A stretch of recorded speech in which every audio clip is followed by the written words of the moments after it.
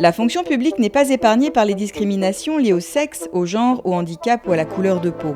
Selon le Haut Conseil à l'égalité, une femme sur deux aurait déjà ressenti une discrimination au travail.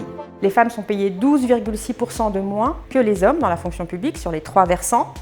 Au niveau de la fonction publique territoriale, c'est 8,9%. Donc c'est un peu mieux, mais on est encore très loin de la parité. La FSU propose de revaloriser le point d'indice afin de sortir les femmes de la précarité, qu'elles puissent vivre dignement de leur salaire. Revaloriser les métiers les plus féminisés, qui sont souvent les moins bien rémunérés, et puis que les femmes puissent accéder à des emplois statutaires, notamment dans tous les métiers où elles sont les plus nombreuses, les aides-SEM, les secrétaires, les métiers de la petite enfance, permettre aux femmes de ne pas être que des contractuels, mais aussi des agents publics. Depuis 2016, le handicap est le premier motif de saisine de la Défenseure des droits en matière de discrimination. Et l'emploi est le premier domaine concerné. Les employeurs sont tenus de prendre les mesures appropriées, c'est-à-dire des aménagements envisagés au cas par cas, comme l'aménagement des locaux et des équipements, l'adaptation des horaires et rythmes de travail, l'aménagement de la répartition des tâches, la sensibilisation de l'équipe, bénéficier d'une formation adaptée, etc.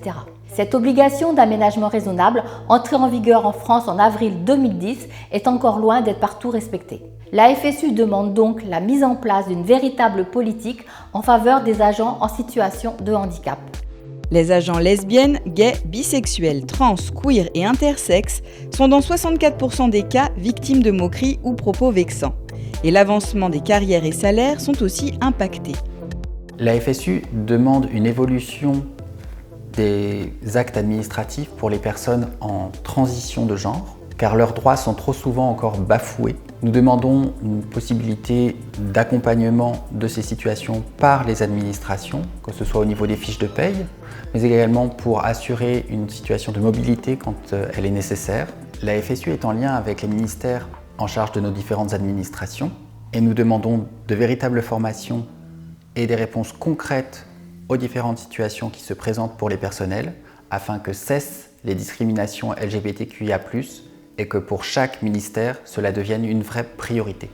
La discrimination raciale à l'embauche et à la promotion font également beaucoup de victimes qui n'hésitent plus à se faire connaître. Les militants et militantes vont les aider à rédiger leurs déclarations, vont aussi les accompagner en audience auprès de responsables pour faire reconnaître leurs droits. Il existe aussi un autre moyen, c'est la plateforme anti-discrimination qui a été lancée par la Défenseure des droits.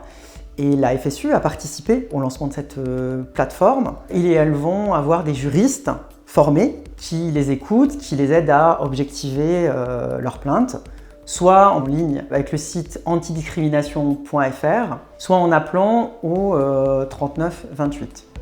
Tous ces faits sont défendables et vérifiables et la FSU mobilise ses agents pour aider les victimes à constituer des dossiers étayés. Il s'agit de défendre d'abord des personnels qui sont parfois victimes de harcèlement, de violence, de dénigrement. Aussi parce que le travail s'est intensifié, parce qu'il y a une hiérarchie qui est pesante.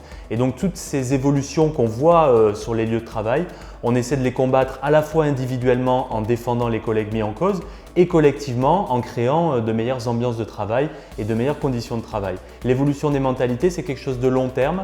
Et si on veut construire une société égalitaire, alors il faut travailler sur le fond ces questions-là, connaître les ressorts des discriminations et connaître aussi les moyens de lutter contre elles.